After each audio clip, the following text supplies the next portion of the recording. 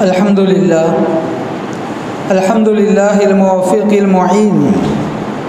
Wassalatu wassalamu ala sayyidina Muhammadin as-sadiqil amin wa ala alihi wa sahbihi ajma'in wa man tabi'ahum bi ihsanin ila yaumiddin, amma ba'd.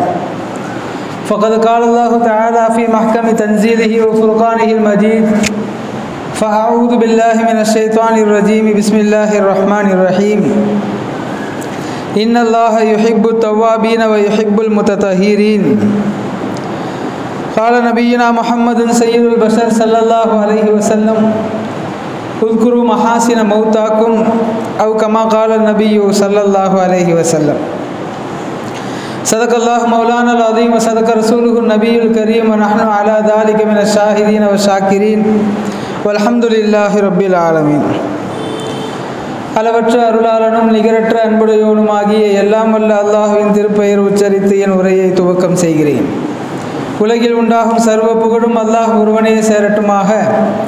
அவனது சாந்தியும் சமாதானமும் கருணையும் ஈடேற்றமும் அகிலத்தின் அருட்கொடையாக வந்துதித்த அண்ணல் எம்பெருமான் ரசூலுல்லாஹி ஸல்லல்லாஹு அலைஹி வஸல்லம் அன்னவர்கள் மீதும், அன்னாரின் வழி நடந்த உத்தம சத்திய சஹாபாக்கள், தாபியீன்கள், தபஉ தாபியீன்கள், நாதாக்கள், நல்லவர்கள், அவுலியாக்கள், இமாம்கள், குறிப்பாக சிறப்பான இச்சபையில் ஒன்று சேர்ந்திருக்கக்கூடிய மேலும் வரவிருக்கக்கூடிய நம் அனைவர் மீதும் அனைவர் குடும்பத்தார் மீதும் என்றென்றும் நிறைவாக நிலவட்டுமாக. ஆமீன். அன்பிற்கும் இறை நேசத்திற்கும் தகுதியான சகோதரர்களே, ஜமாத்தார்களே, அல்லாஹ்வின் பேருபகாரம் அவனது இல்லத்தில் அமர்ந்து அவனை பற்றியும் அவனது தூதர் ஸல்லல்லாஹு அலைஹி வஸல்லம் அன்னவர்கள் பற்றியும் அவர்கள் வழி நடந்தவர்கள் பற்றியும் பேசக்கூடிய கேட்கக்கூடிய பாக்கியத்தை அல்லாஹ் மீண்டும் ஒரு முறை நமக்கு வழங்கி இருக்கிறான். பேசுகின்ற கேட்கின்ற விஷயங்களின் பிரகாரம் வாழ்க்கையை அமைத்து கொள்ள வேண்டும் என்பதை ஆரம்ப உபதேசமாக எனக்கும் உங்களுக்கும் கூறி, இந்த வார ஜும்ஆவிலே நான் மனிதனுக்கு இருக்க வேண்டிய அடிப்படை பண்புகளில் சிலவற்றை குறித்து பேசவிருக்கிறோம். அன்பானவர்களே, இவ்வுலகில் கோடிக்கணக்கான மனிதர்கள் வாழ்ந்து மறைந்து விட்டார்கள். இப்பொழுதும் வாழ்ந்து கொண்டு இருக்கிறோம். இனியும் கியாமத் வரை மனிதர்கள் வாழவிருக்கிறார்கள். ஆனால் ஷரியத்தின் பார்வையில் சில மனிதர்களை இந்த பூமி விரும்புகிறது என்பது இந்த ஷரியத்தின் பார்வை. உலகில் வாழ்ந்து மறைகிற எல்லோரும் அனுதாபம் தெரிவித்து விடுவதில்லை. சில மனிதர்கள் வஃபாத்தானால் நல்ல வேளை இவன் இறந்து போனான் என்று மக்கள் மகிழ்ச்சி அடைவார்கள். அதுவே சில மனிதர்கள் இறந்தால் இவர் மௌத்தாகிவிட்டாரே என்று கவலைப்படுவார்கள். கண்மணி நாயகம் ஸல்லல்லாஹு அலைஹி வஸல்லம் அன்னவர்கள் மௌத்தாகிற அனைவரையும் இரண்டு வகையாக பிரித்தார்கள். முதல் மனிதர், அவரிடமிருந்து இந்த உலகம் விடுதலை பெற்றுவிட்டது. இரண்டாவது வகை மனிதர்கள், உலகத்தில் இருந்து அவர்கள் விடுதலை பெற்று சென்று விட்டார்கள் என்று பெருமானார் ஸல்லல்லாஹு அலைஹி வஸல்லம் சொல்வார்கள். இவ்வுலகில் படைக்கப்பட்ட படைப்புகளில் மிக முக்கியமானதும் உன்னதமானதும் அல்லாஹ்வை அறிவதற்காக வேண்டியும் படைக்கப்பட்ட ஒரே இனம் மனிதன். உலகில் இருக்கக்கூடிய எல்லா வஸ்துக்களுக்கும் ஒரு லட்சியம் உண்டு. எல்லா விலை உயர்ந்த வஸ்துக்களுக்கும் ஒரு பெரும் லட்சியம் உண்டு. படைப்புகளிலேயே அதிமுக்கியத்துவம் வாய்ந்த மனிதனுக்கும் மிக உயர்ந்த ஒரு லட்சியத்தை அல்லாஹ் வைத்திருக்கிறான். அது தன்னுடைய ஜலாலியத் என்கிற, அல்லாஹ் தன்னுடைய ஆற்றல்களை மனிதன் உணர வேண்டும் என்கிற காரணத்திற்காக இந்த மனித ஜின் வர்க்கத்தை படைத்திருப்பதாக திருக்குர்ஆனிலே சொல்கிறான். வாழுகிற நமக்கு வாழ்நாட்களில் பல இலக்குகள் உண்டு, பல லட்சியங்கள் உண்டு. நாம் எதையெல்லாம் அடைய வேண்டும் என்று மனதிலே உறுதி கொள்கிறோமோ அவையெல்லாம் நமக்கு லட்சியங்கள் தான். அது ஒரு பைக் வாங்குவதாக இருந்தாலும் சரி, அல்லது ஒரு மொபைல் வாங்குவதாக இருந்தாலும் சரி, ஒரு பொருளை வாங்க வேண்டும் என்று ஆசைப்பட்டு அதற்காக இலக்கு வைத்து அதற்காக சம்பாதித்து கடைசியில் அதை அடைகிற போது இருக்கக்கூடிய மகிழ்ச்சியில் மனிதன் வேறு எந்த மகிழ்ச்சியையும் காண முடியாது. எத்தனையோ லட்சியங்கள் நமக்கு இருந்தாலும் அல்லாஹ் மனிதனுக்கு கூறியிருக்கக்கூடிய லட்சியம், நான் உன்னை படைத்தவன், என்னை நீ புரிந்து வணங்க வேண்டும், என்பதுதான். அதனால்தான் இந்த மனிதனை விட பெரிய பிராணிகளுக்கு இல்லாத ஆற்றல்களை கூட அல்லாஹ் கொடுத்திருக்கிறான். மனிதனிடம் இல்லாத விஷத்தன்மை உள்ள பிராணிகளை கூட ஆட்டி படைக்கக்கூடிய ஆற்றலை மனிதனுக்கு அல்லாஹ் கொடுத்திருக்கிறான். நம்மை விட எத்தனையோ வகையில் திறமையான, அபாயகரமான, ஆபத்தான பெரிய மிருகங்கள் எல்லாம் உலகத்தில் வாழ்ந்து கொண்டிருக்கின்றன. எல்லா படைப்புகளையும் கட்டி ஆளக்கூடிய பெரும் ஆற்றலை மனிதனுக்கு அல்லாஹ் கொடுத்ததன் காரணமே, உன்னோடு சேர்த்து இந்த படைப்புகளை எல்லாம் படைத்த என்னை நீ அறிய வேண்டும், என்னை நீ வணங்க வேண்டும். அப்படிப்பட்ட இந்த மனிதனின் லட்சியத்தை அடைவதற்கு அல்லாஹ் கொடுத்திருக்கக்கூடிய பாதைகளில் மிக முக்கியமானதுதான் 3 விஷயங்கள். எந்த மனிதன் இந்த 3 விஷயத்திலும் பேணுதலோடு நடந்து கொள்வானோ அவன் நிச்சயமாக அல்லாஹ் விரும்புகிற மனிதன், இந்த பூமி விரும்புகிற மனிதன். பூமியில் உள்ள ஒவ்வொரு படைப்புகளும் அவனுக்காக துஆ செய்கின்றன. பூமியில் உள்ள ஒவ்வொரு படைப்புகளும் இவன் மன்னிக்கப்பட வேண்டும் என்று அல்லாஹ்விடம் பாவ மன்னிப்பு கேட்கின்றன. அவன் இந்த பூமியை விட்டு பிரிகிற நேரத்தில் பூமி அழுகிறது. யார் அந்த மனிதன்? எந்த 3 அம்சங்களை அவன் தன் வாழ்க்கையில் மேற்கொள்ள வேண்டும் என்றால், தன்னை சுற்றி உள்ள இந்த பூமியை அவன் வாழுகிற வீடாக இருக்கட்டும், அல்லது வேலை செய்கிற அலுவலகமாக இருக்கட்டும், அல்லது மஸ்ஜிதாக இருக்கட்டும், அல்லது வேறு பொது இடமாக இருக்கட்டும், நீங்கள் எந்த இடங்களில் இருந்தாலும் அந்த இடங்களை சுத்தமாக வைத்துக் கொள்ளுங்கள். அதுதான் நம்மிடம் இருக்க வேண்டிய முதல் பண்பாக மார்க்கம் கூறுகிறது.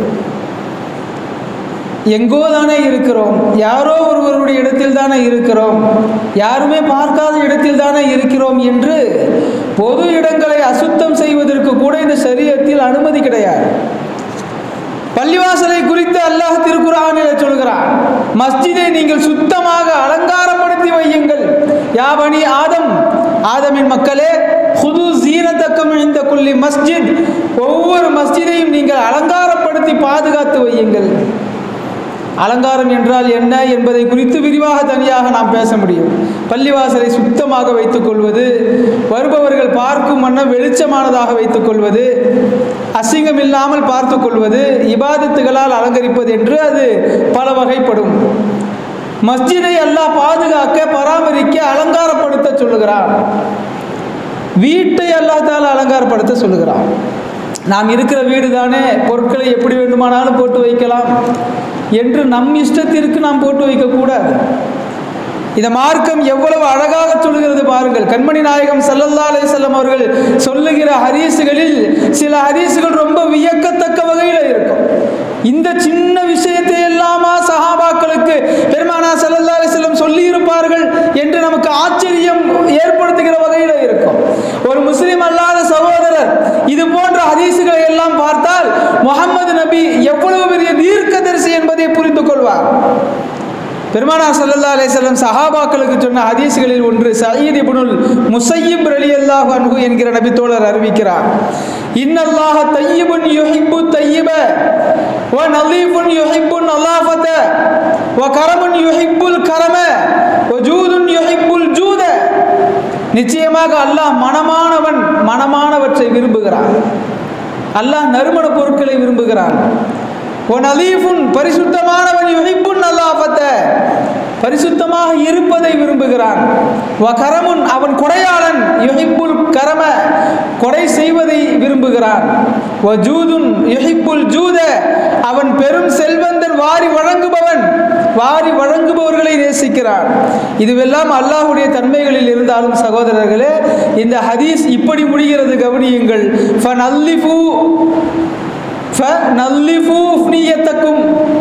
உங்களுடைய வீட்டு முற்றங்களை நீங்கள் பரிசுத்தமாக வையுங்கள்.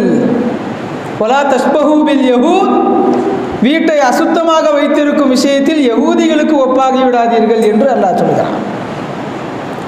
யகூதிகள் அந்த காலத்தில் பெரிய அளவிற்கு வீட்டை சுத்தமாக வைத்திருக்க மாட்டார்கள் என்பது இந்த நபிமொழி மூலம் நமக்கு தெரிகிறது. வீட்டில் உள்ள பொருட்களை அடுக்கி வைப்பது, எந்தெந்த பொருட்களை எங்கெங்கு வைக்க வேண்டுமோ அங்கு வைப்பது, எந்த பொருளை எங்கிருந்து எடுக்கிறோமோ அதே இடத்தில் வைப்பது, இதுவெல்லாம் மிக சாதாரண விஷயங்கள். ஆனால் பெரும்பாலும் நம்மால் பின்பற்றப்படாத விஷயங்கள். உதாரணத்திற்கு சொல்கிறேன், ஒரு நெகவெட்டி எடுத்து நாம் நெகம் வெட்டி எங்காவது வைத்து விடுவோம். பிறகு வீடே சேர்ந்து தேடுவோம், கிடைக்காது. மீண்டும் ஒன்றை வாங்குவோம். சில நாட்களுக்கு பிறகு வேறு ஏதாவது ஒன்றை தேடும்போது அது கிடைக்கும். இது சாதாரணமாக நடக்கக்கூடியது.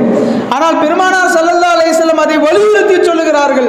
உங்கள் வீட்டை அழகுபடுத்துங்கள், சுத்தமாக வையுங்கள், நறுமணமாக வையுங்கள். யாரேனும் உங்கள் வீட்டிற்குள் வந்தால் முகம் சுளிக்க கூடாது.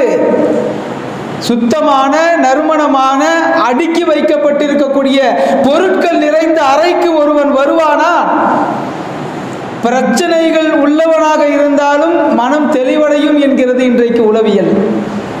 உங்களுடைய பொருட்களை நீங்கள் பாதுகாப்பாக வையுங்கள். பெருமானார் ஸல்லல்லாஹு அலைஹி வஸல்லம் முற்றத்தை சுத்தமாக வையுங்கள் என்று சொல்லுகிறார். இப்பொழுதெல்லாம் நாம் வீடு கட்டுகிற போது முற்றம் தனியாக நாம் அமைப்பது கிடையாது. பழங்காலத்தில் முற்றம் இருந்தது. முற்றத்தை ஏன் பெருமானார் குறிப்பிட்டு சொன்னார்கள்? அங்கே எச்சி துப்பக்கூடிய பழக்கம் இருக்கும், பாத்திரங்கள் கழுவக்கூடிய பழக்கம் இருக்கும், துணி துவைக்கக்கூடிய பழக்கம் இருக்கும். அங்கே அழுக்கு அதிகம் சேர்வதற்கான வாய்ப்பு இருக்கிறது. எனவே பெருமானார் ஸல்லல்லாஹு அலைஹி வஸல்லம் குறிப்பிட்டு முற்றத்தை குறிப்பிட்டிருக்கிறார். வீட்டை சுத்தமாக வைத்துக் கொள்ள வேண்டும் என்பதுதான் பெருமானார் சொல்ல வரக்கூடிய கருத்து. இதிலே நாம் வியக்கத்தக்க இன்னொரு விஷயம் என்னவென்றால், யகூதிகளை போல அசுத்தமாக நீங்கள் இருக்க வேண்டாம் என்று பெருமானார் ஸல்லல்லாஹு அலைஹி வஸல்லம் சொல்லி இருக்க, இன்றைய நிலைமையை பார்த்தால் யகூதிகள் பரிசுத்தமாக இருக்கிறார்கள். வசதி வாய்ப்புள்ளவர்களாக வீட்டை சுத்தபத்தமாக வைத்திருக்கிறார்கள். மேலை நாடுகளை பார்த்தால் நமக்கு தெரியும். அமெரிக்கா, பிரிட்டன் போன்ற யகூதிகள் நிறைந்து வாழுகிற பகுதிகளில் உள்ள தெருக்களை பார்த்தாலே நாமும் வாழ்க்கையில் ஒரு தடவை அங்கே சென்று வந்து விட மாட்டோமா என்று ஆசைப்படுகிற வகையில் வைத்திருக்கிறார்கள். ஆனால் பரிசுத்தத்திற்கு பேர் போன மார்க்கத்தில் இருந்து கொண்டு நாம் பரிசுத்தமாக வீட்டை வைத்திருக்கிறோமா என்று யோசித்து பார்க்க வேண்டும்.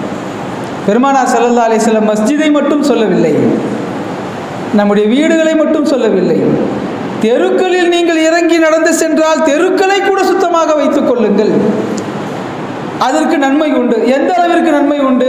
தெருவிலே நீங்கள் செல்லுகிற போது ஒரு அசுத்தமான அல்லது மக்களுக்கு இடையூறு தருகிற பொருளை அகற்றி விடுவீர்களானால் அது உங்களுடைய ஈமானின் கிளையை சார்ந்தது என்றார். உங்களுடைய ஈமானுக்கு 72 கிளைகள் இருக்குன்னு ஒரு ஹதீஸ்ல இருக்கு. 72 கிளைகள்ல ஒன்று, நீங்கள் நடந்து செல்லுகிற போது பாதையில் தொந்தரவு தருகிற பொருட்களை அகற்றி விட்டு செல்வது. இமாத்தத்துல் அதா அனி தரீக் மின் ஷுஅபில் ஈமான். அப்படி என்றால் எவ்வளவு தூரம் பெருமானார் ஸல்லல்லாஹு அலைஹி வஸல்லம் நமக்கு பரிசுத்தத்தை கற்றுத்தருகிறார்கள். இன்னொரு ஹதீஸ் இன்றைக்கு தான் என் பார்வைக்கு கிடைத்தது. பெருமானார் ஸல்லல்லாஹு அலைஹி வஸல்லம் அவர்கள் ஓதுகிற ஹுத்துபா, ஒவ்வொரு வாரமும் ஜுமா மிம்பரில் நாம் ஓதுகிற ஹுத்துபா எப்படி இருக்கும் என்பதை தேடி படிக்கிற போது அதில் இப்படி ஒரு வாசகமும் வருகிறது. ஃபத்தகுல்லா, அல்லாஹ்வின் அடியார்களே அல்லாஹ்வை அஞ்சிக் கொள்ளுங்கள். ஃபத்தகுல்லாஹ இபாதல்லாஹ் வ ஹாஃபிது அலா மலாஹிரி தபீஆ, இயற்கையை நீங்கள் பாதுகாத்து வாருங்கள் என்று பெருமானார் ஸல்லல்லாஹு அலைஹி வஸல்லம் சொல்கிறார். அடுத்தவர் இன்னமும் ஆச்சரியம். வவாசிஉ ஃபி ஸலாஹில் அர்தி வ இமாரத்திஹா, பூமியின் இயற்கை தன்மை மாறாமலும் அழகழகான கட்டிடங்களை எழுப்புவதிலும் நீங்கள் விசாலமாக செலவு செய்யுங்கள். வலா தகூனு மினல் முஃப்ஸிதீன், பூமியை கெடுப்பவர்களில் நீங்கள் ஆகிவிட வேண்டாம் என்று பெருமானார் ஸல்லல்லாஹு அலைஹி வஸல்லம் ஒவ்வொரு குத்துபாவிலும் ஓதக்கூடிய ஒரு உபதேசம். என்ன சொல்ல வர்றாங்கன்னா, பசுமையான பூமியை பசுமையாக பாதுகாத்து வாருங்கள். நீங்கள் விவசாயம் செய்கிற போது கூட விஷம் கலந்த மருந்துகளை அடிக்காதீர்கள் என்பதும் இதனுடைய பொருளிலே வரும். இயற்கையை பாதுகாத்து வாருங்கள், அழகழகான கட்டிடங்களை நீங்கள் கட்டுங்கள், எதை செய்தாலும் திருத்தமாக செய்யுங்கள் என்பதை தான் பெருமானார் ஸல்லல்லாஹு அலைஹி வஸல்லம் அவர்கள் இவ்வளவு அழகாக சொல்லுகிறார். நாம் ஏதோ வேலையாக வெளியேறி செல்கிறோம், வீடோ மஸ்ஜிதோ அல்லது கடைகளோ அல்லது பொது கழிப்பிடமோ நமக்கு இல்லாத இடங்களில், பொது இடங்களில் நாம் சிறுநீர் கழிக்க நேர்ந்தால், வெளியூருக்கு போகிறோம், பைபாஸில் எங்கேயாவது ஒரு இடத்துல நின்று நாம் சிறுநீர் கழித்தால் அதற்கு கூட இந்த மார்க்கத்தில் பல நிபந்தனைகள் சொல்லப்பட்டிருக்கு. மக்கள் நடந்து செல்லக்கூடிய பாதையாக இருந்தால் சிறுநீர் கழிக்கக்கூடாது. பழம் தரும் மரம் இருக்குமானால் அங்கே சிறுநீர் கழிக்கக்கூடாது. பூச்சிகள் வசிக்கக்கூடிய பொந்துகள் இருக்குமானால் அங்கே சிறுநீர் கழிக்கக்கூடாது. மக்கள் அதிகம் நடமாடும் பகுதியாக இருந்தால் அங்கே சிறுநீர் கழிக்கக்கூடாது. எவ்வளவு சொல்கிறார்கள் பெருமானார் ஸல்லல்லாஹு அலைஹி வஸல்லம் அவர்கள். வெறுமனே ஒரு குட்டிச்சேவர் இருக்கு, எந்த யூஸும் இல்லாமல் அந்த செவத்துல கூட ஒன்று கடிக்காதீங்க பெருமானார் ஸல்லல்லாஹு அலைஹி வஸல்லம் சொல்லுகிறார்கள். அப்ப நம்முடைய வீட்டை சுத்தமாக நாம் பார்த்து கொள்வதோடு வெளியில் நாம் செல்லுகிற இடங்களையும் சுத்தமாக பார்த்து கொள்வதுதான் நம்மை பரிபூர்ண மனிதனாக்கும் முதல் செயல். இரண்டாவது, நம்முடைய உடலை வலிமையானதாக, ஆரோக்கியமானதாக, சுத்தமானதாக பேணி பாதுகாக்க வேண்டும். அல்லாஹ் மனிதனை விரும்புகிற இடங்களிலே இது ஒன்று. ஒரு சஹாபி வந்தால் பெருமானார் ஸல்லல்லாஹு அலைஹி வஸல்லம் அவரை அழைத்து, தலை சீவாமல் வந்திருக்கிறீர்களே, வீட்டிற்கு செல்லுங்கள், தலைக்கு எண்ணெய் தடவி வாங்கெடுத்து நீங்கள் தலை சீவி வாருங்கள் என்றார்கள்.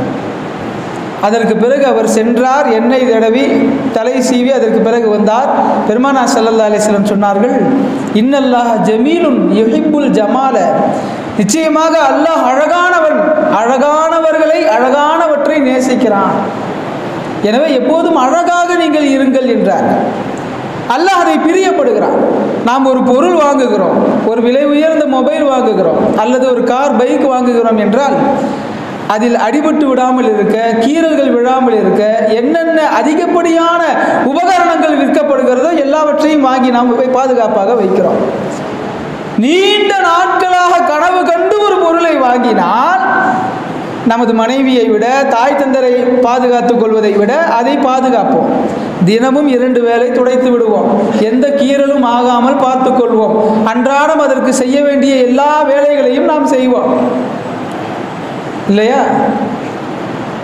ஏனென்றால் அது நாம் ரொம்ப கால கனவு கண்டு பிரியப்பட்டு வாங்கிய பொருள்.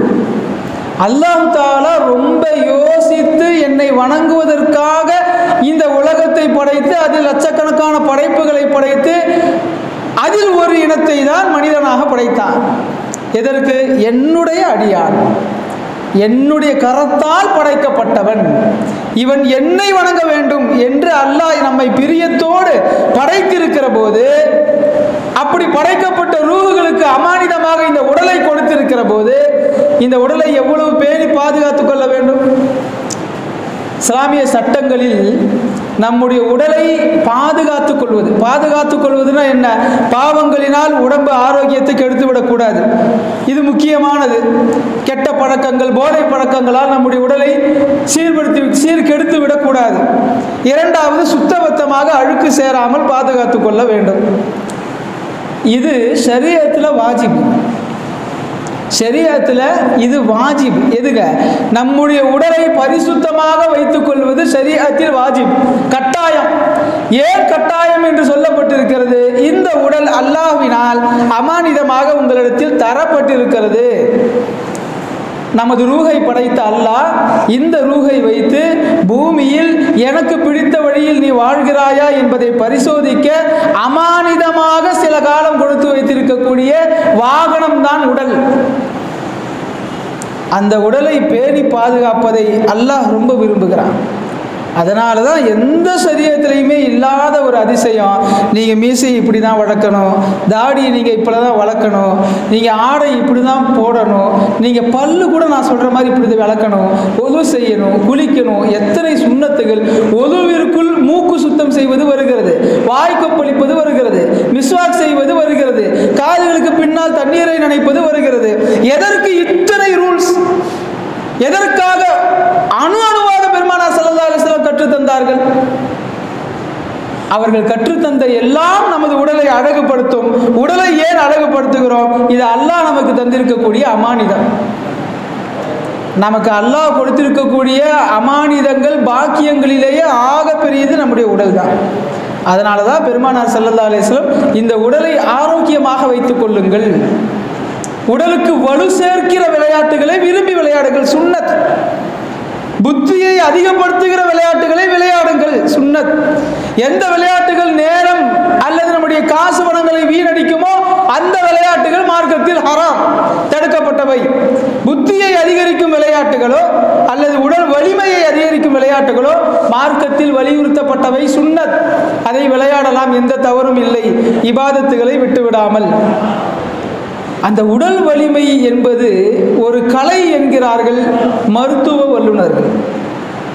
எல்லாருக்குமே எல்லாம் உடம்பை கொடுத்துருக்கிறான், ஆனால் எல்லோருமே உடம்பின் அருமையை புரிவது கிடையாது. கிட்டத்தட்ட உலகில் 5% மக்கள் கூட தங்களுடைய உடல் நமக்கு எவ்வளவு முக்கியம் என்பதை விளங்க மறுக்கிறார்கள் என்கிறார். உலகத்தில் 48% மேல் இன்றைக்கு மது போதைக்கு அடிமையானவர்கள் இருக்கிறார்கள். உடல் மீது அக்கறை இருந்தால் குடிப்பார்களா? உடல் மீது அக்கறை இருந்தால் வேறு ஏதேனும் போதை வஸ்துக்களை, லாகிரி வஸ்துக்களை உபயோகிப்பார்களா? ஒரு வாகனத்தில் மிக வேகமாக பயணிக்கிற ஒருவர் கூட உடல் மீது அக்கறை இல்லாதவர் தான். அல்லாஹ் கொடுத்திருக்கக்கூடிய இந்த உடல் இது எவ்வளவு பாதுகாப்பானது என்றால், அதிக விபத்து ஏற்படுகிற ஒரு சாலையில் ஒரு பேனர் வைத்தார்கள், நீங்கள் மெதுவாக செல்லுங்கள். ஏனென்றால் எத்தனையோ வாகனங்கள் நொறுங்கி இருக்கின்றன, அதற்கு ஸ்பேர் பார்ட்ஸ் கிடைத்திருக்கிறது. மனித உடலுக்கான ஸ்பேர் பார்ட்ஸ் கிடைக்கும் இடத்தை இதுவரை நாங்கள் கண்டுபிடிக்கவில்லை என்று எழுதியிருக்கிறார். மனிதன் தன்னுடைய ஆரோக்கியத்தை இழந்து விட்டால் அதை திரும்ப மீட்கவே முடியாது சகோதரர்கள். நீங்கள் பார்த்திருக்கலாம், எத்தனையோ விபத்தில் பிழைத்தவர்கள் பழையபடி உடல் இயக்கம் அவர்களுக்கு மௌத்து வரை வரவே வராது. ஏன்? அல்லாஹ் கொடுத்திருக்கக்கூடிய இந்த அமானத்தான இந்த உடலை மாணவி ஸல்லல்லாஹு அலைஹி வஸல்லம் அவர்கள் கூறியிருக்கிற வகையில் நாம் பேணி பாதுகாக்க வேண்டும். அதுதான் நாம் மேற்கொள்ள வேண்டிய இரண்டாவது அம்சம். மூன்றாவது அம்சம் உள்ளத்தை தூய்மையாக வைத்துக் கொள்வது. நாம் அடிக்கடி பேசுகிற ஒரு தலைப்பு. உள்ளத்தை தூய்மையாக வைப்பது என்பது ஒரு கலை, அது எல்லாராலும் முடியாது. 2 காரியங்களை நீங்கள் தொடர்ந்து பின்பற்ற முயற்சித்து வந்தால் அது சாத்தியம். முதலாவது, நம்முடைய சொல், நம்முடைய செயல், நம்முடைய சிந்தனை, நம்முடைய கண்ணோட்டம், நம்முடைய பார்வை எல்லாம் நம்மை பற்றி மட்டுமே இருக்க வேண்டும். சுய சீர்திருத்தம். நான் நல்லவனாக இருக்க வேண்டும், நான் பாவங்கள் செய்யக்கூடாது, நான் அடுத்தடுத்து கல்வியாளனாக மாற வேண்டும், நான் அடுத்தடுத்த கட்டத்திற்கு பொருளாதாரத்தில் மேம்பட வேண்டும், நான் இந்த சமுதாயத்தை கட்டமைக்கிற சீரமைக்கிற வகையில் என்னுடைய உழைப்பை செயல்படுத்த வேண்டும் என்று சுய சீர்திருத்தத்தின் அடிப்படையில் நம்முடைய எல்லா நேரமும் நாம் யோசித்தால் இது சாத்தியம். செய்யக்கூடாத ஒன்று, அடுத்தவர்களுடைய குறைகளை பற்றி, அடுத்தவர்களுடைய குடும்ப விவகாரங்களை பற்றி தெரிந்து கொள்ள நாம் முயற்சி செய்யவே கூடாது. பெருமானார் ஸல்லல்லாஹு அலைஹி வஸல்லம் அவர்களுடைய ஹதீஸ்களில் 23 ஆண்டுகளில் சுமார் 1.25 லட்சம் சஹாபாக்களை பக்குவப்படுத்தி வெற்றி கண்டார்கள். ஒரு சஹாபியை பற்றிய பாவம், தீமை கூட பெருமானார் ஸல்லல்லாஹு அலைஹி வஸல்லம் அவர்கள் தெரிந்து கொள்ள முனைந்தது கிடையாது. ஒரு சஹாபியை கூட நீங்கள் ஏன் இப்படி செய்தீர்கள் என்று கேட்கும் விதத்தில் அவர்களின் பாவங்களை பெருமானார் அறிய மாட்டார்கள்.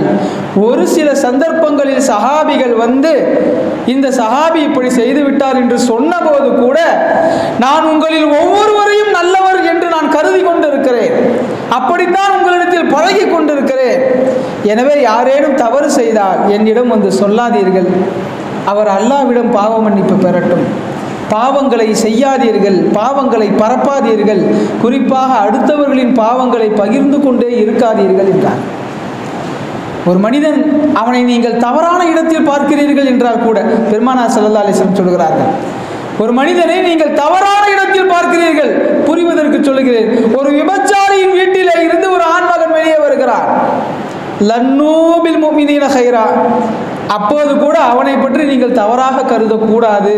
வேறு ஏதேனும் காரியத்திற்கு அவன் சென்றிருக்கலாம், ஏதேனும் உதவி செய்வதற்காக சென்றிருக்கலாம், அப்படித்தான் நீங்கள் நினைக்க வேண்டும். அதனால் அவரை பரிசுத்தமாக்கணுங்கிறது அல்ல நோக்கம், அது உங்களுக்கு தேவையில்லாத விஷயம் என்கிறார்கள் பெருமானார் ஸல்லல்லாஹு அலைஹி வஸல்லம். உண்மையில் அவர் மீது அக்கறை இருக்கிறதா?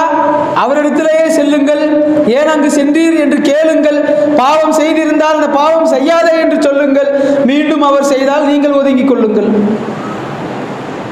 உயிரோடு இருப்பவர்களை பற்றி அவர் முஸ்லிம் அல்லாதவர் என்று இல்லை. நீங்கள் அவரை தவறாக நினைப்பதற்கு ஷரியத்தில் அனுமதி இல்லை. அவர் நல்லவராகத்தான் இருப்பார் என்று நீங்கள் எண்ணுங்கள், நம்புங்கள். மௌத்தா போனவர்களை பற்றி கூட பேசுவதற்கு மார்க்கம் தடை செய்கிறது. உல்குரு மஹாசின மௌத்தாக்கும், உங்களில் மௌத்தானவர்களின் நல்லவற்றை மட்டும் பேசுங்கள் என்றார்கள் பெருமானார் ஸல்லல்லாஹு அலைஹி வஸல்லம். மௌத்தானவர் தெளிவா மஹல்லாவுக்கே தெரிகிற மாதிரி பெரும்பாவம் செய்தவராகவே இருக்கட்டும், அதை பற்றி பேசுவதற்கு ஷரியத்தில் அனுமதி இல்லை. அவரை பற்றி நீங்கள் பேசுவதாக இருந்தால் அவரிடத்தில் ஏதாவது நல்லது இருக்கும். இல்லாமல் எந்த மனிதனும் வாழ முடியாது.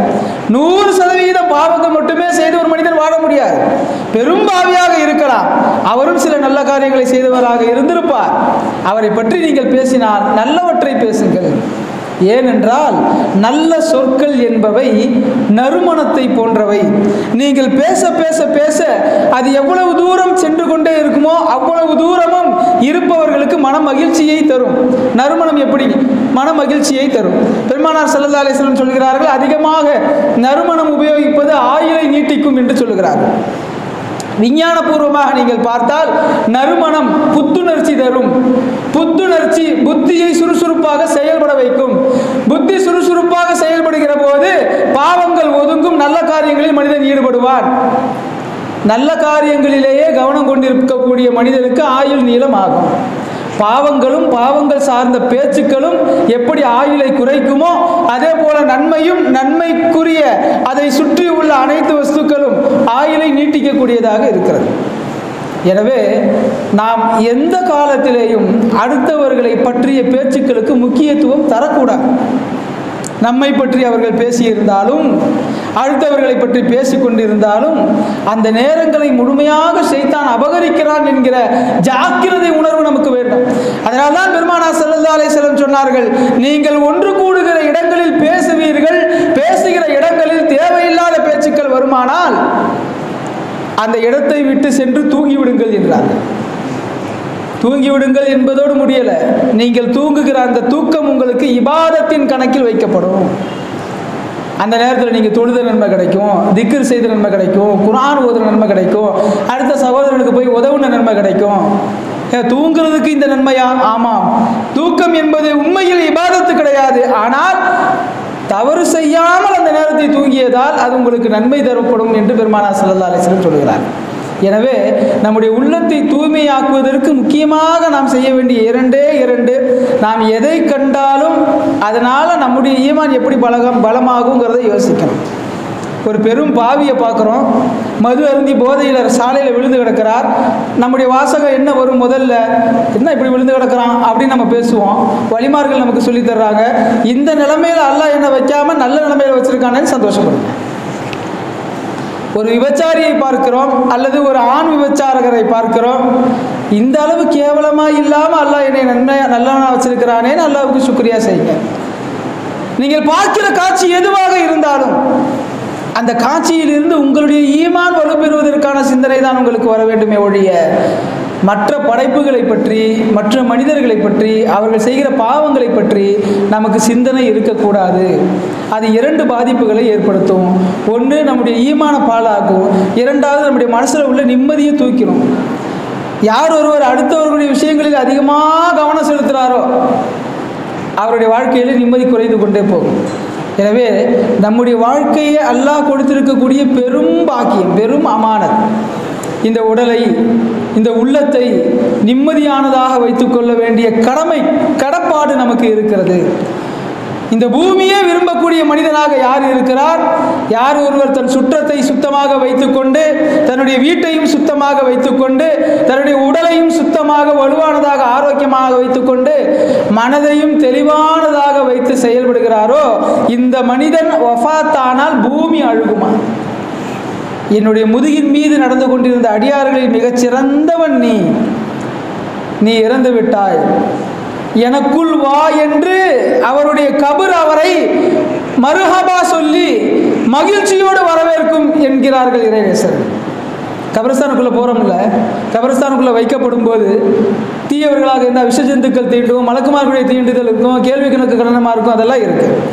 நல்லவர்களாக இருந்தால் கேள்வி கணக்கு லேசாகும், மலக்குமார்கள் வரவேற்பார்கள், சொர்க்கத்து தென்றல் வீசும்லாம் இருக்குது.